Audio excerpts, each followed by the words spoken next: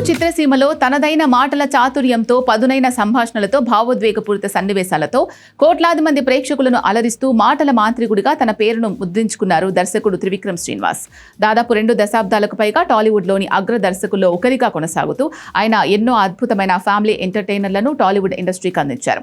Trivikram cinema వస్తోంది అంటే చాలు అన్ని వర్గాల ప్రేక్షకులు కుటుంబ సమేతంగా థియేటర్స్కు వెళ్లడానికి ఆసక్తి చూపుతారు. ఆయన సినిమాల్లో కనిపించే హోమ్లీ వాతావరణం, పంచ్ మాటలు, కుటుంబ సంబంధాల ప్రాధాన్యత ప్రతి ఒక్కరిని ఆకట్టుకుంటాయి. ఇక మరోవైపు ఈ తరం టాలీవుడ్ బాక్సాఫీస్ వద్ద వరుస విజయాలతో ఫుల్ ఫామ్లో ఉన్న దర్శకుడు అనిల్ రావిపూడి. కామెడీ, ఫ్యామిలీ ఎమోషన్స్ను కలగలిపి పూర్తిస్థాయి వినోదాత్మక చిత్రాలను తెరకెక్కించడంలో అనిల్ తనదైన శైలిని ఏర్పరచుకున్నారు. ఆయన అందించే సినిమాలు బాక్సాఫీస్ వద్ద భారీ విజయాన్ని సాధిస్తూ ప్రేక్షకులకు కావలసినంత వినోదాన్ని అందిస్తున్నాయి. గుంటూరు కారం చిత్రం తర్వాత త్రివిక్రమ్ శ్రీనివాస్ మళ్లీ తన మార్క్ ఫ్యామిలీ ఎంటర్టైనర్ దిశగా అడుగులు వేస్తున్నారు.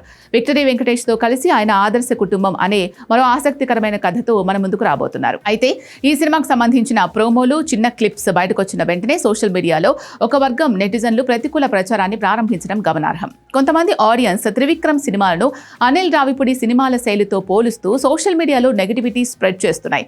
వెంకటేష్ వంటి సీనియర్ హీరోతో ఒక ఫ్యామిలీ డ్రామా వస్తోందంటే చాలు ప్రేక్షకులు కొందరు ఇంకా అనిల్ రావిపూడి సినిమాల హ్యాంగ్ ఓవర్లోనే ఉండిపోతున్నారు.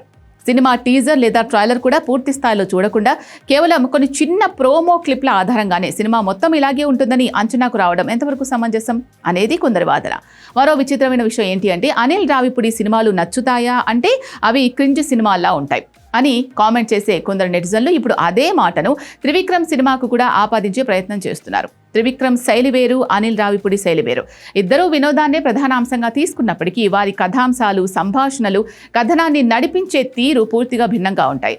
ఒకరి మేకింగ్ శైలిని మరొకరికి ఆపాదించి సినిమా అసలు రూపురేఖలు చూసే కంటే ముందే నెగిటివ్ టాక్ సృష్టించడం సినిమా పరిశ్రమకు ఎంతమాత్రం మంచిది కాదు అని సినీ విశ్లేషకులు భావిస్తున్నారు.